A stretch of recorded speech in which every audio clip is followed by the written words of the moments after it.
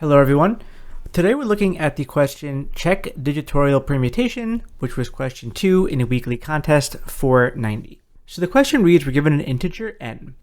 A number is called digitorial if the sum of the factorials of its digits is equal to the number itself. Determine whether any permutation of n, including the original, forms a digitorial number. We want to return true if one exists, otherwise return false. A couple of things to note for this question is that the factorial of a non-negative integer n, denoted as x, is the product of all positive integers less than or equal to x. So basic factorial definition, if we have a number, let's say 3, the factorial of 3 would be everything below 3 up to 3 multiplied. So 1 times 2 times 3.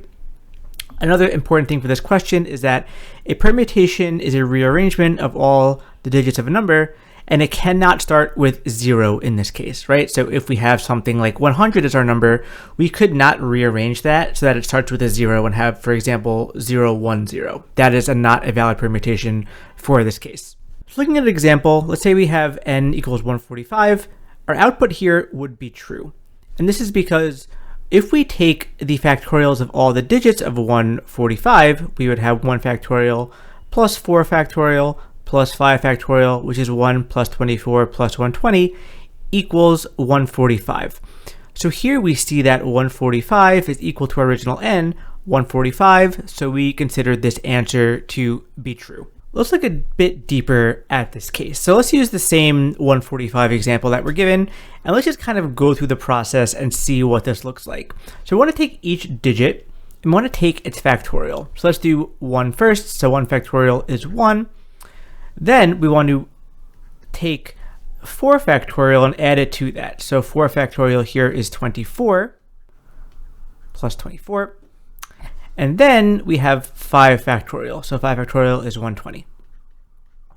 So as we saw before, this will equal to 145.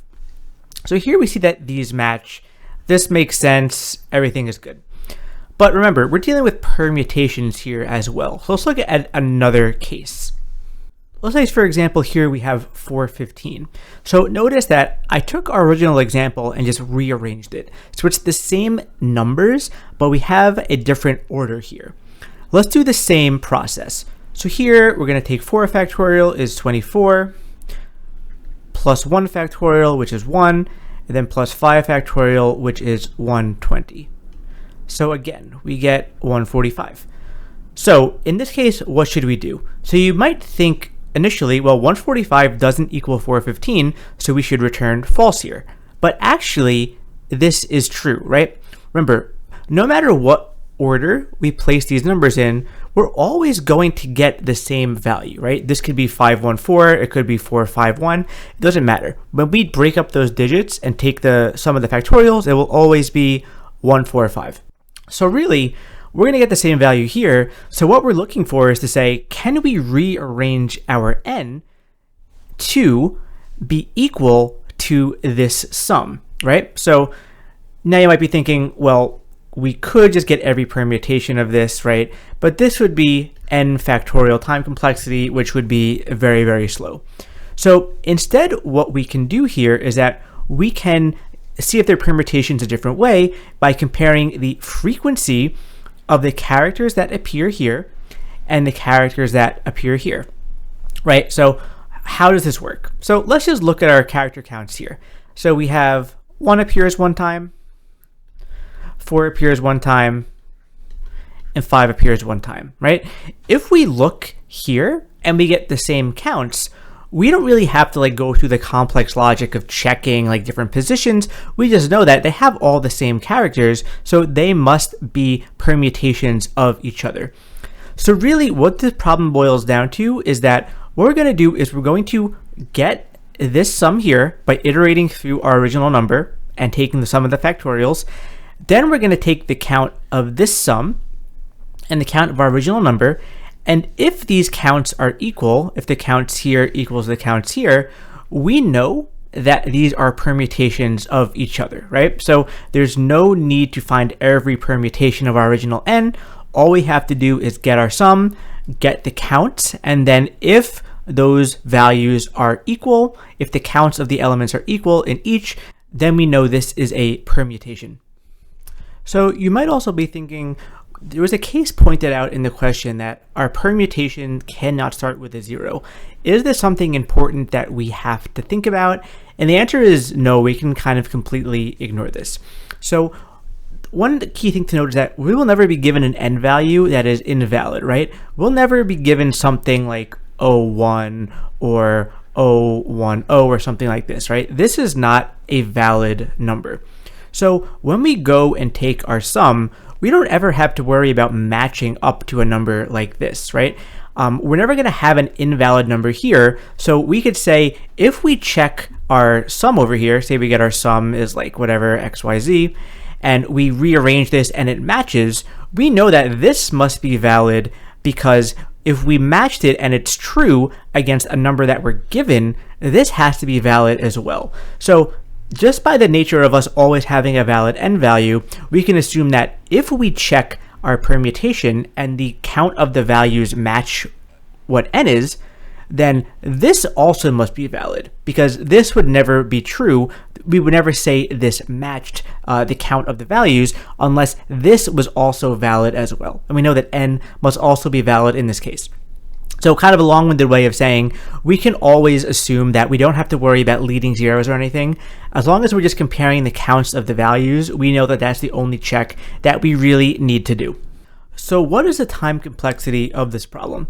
Well, first we have to go through our number, right? So let's say that n equals the length of n, right? So we have to go through n one time just to break it up and get our sum, right? So once we've done this, what we then have to do is we have to get the counts of both the characters in n as well as the counts in our sum. So that's another O of n plus an O of n. And then we can compare these values again, which is another O of n to compare the counts that we have from our n and the counts that we have from our sum.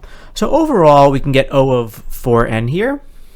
But when we simplify this down, this just becomes O of n. So for space complexity, we're using a little bit of extra space. I'm going to call this O of 1, constant space. You'll see why. We're just storing a quick hash map of factorials and their values, so you don't have to recompute them every time. But this is not going to change based on what n value that we are given, so this will always be a constant amount of space. Let's look at the code and see exactly how this works. So the first thing I do here, just for ease and performance, is have this factorials table here. This just maps each number and its factorial value. If you really wanted to, you could compute these every time. I think this would still pass, but just for performance, we can just look into this hash map and get the value in O of 1 time. We don't have to worry about computing it or generating the logic to compute the factorials. So I just had this here just so I can look it up quickly. Then what we're going to do is we're just going to set a variable equal to 0. This is going to be the sum that we find by taking all of our factorials. So I'm going to iterate through my original n. I'm going to first convert it to a string and then make this whole thing into a list. So I'm taking that string, splitting it up, and for each character getting the integer value. And then I'm going to add this value of its factorial to my sum. So say, for example, I have 145. First, I go to the 1, look at my table, add that 1 value to the sum, then go to 4, add 24, then 5, add 25. So then after this loop, I will have that sum value that we're going to use to compare.